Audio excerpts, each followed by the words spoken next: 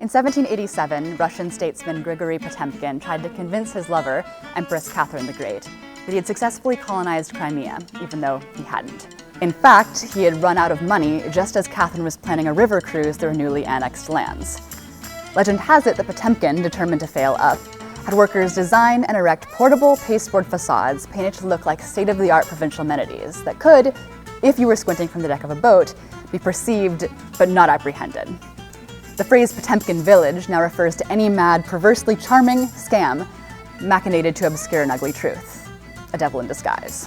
Nikolai Gogol's 1836 play Revizor, translated by director and adapter Yura Kordonsky as The Inspector, takes place in an unnamed Russian nowhere, chock-a-block with would-be Potemkins.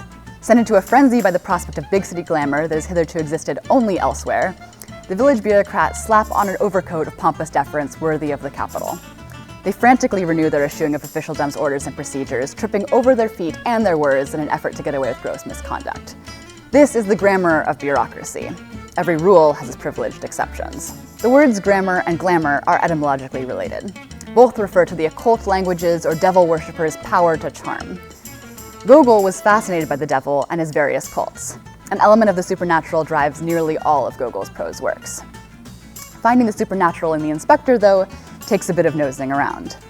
Conflict in the play is driven first and foremost by the cult of civil service, the Russian Empire's official caste system designed to entrench the authority of the autocrat.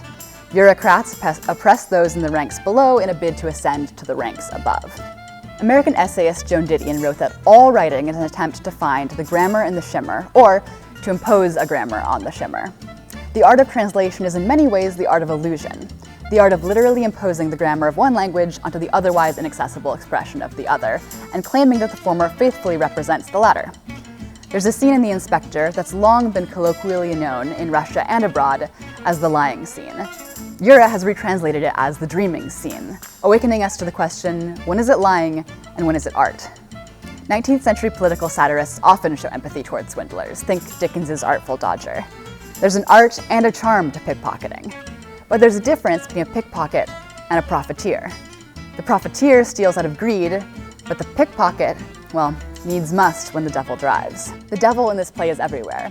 It's poverty and the fear of it, hunger and the fear of it, capitalism and the fear of it, hell and the fear of it.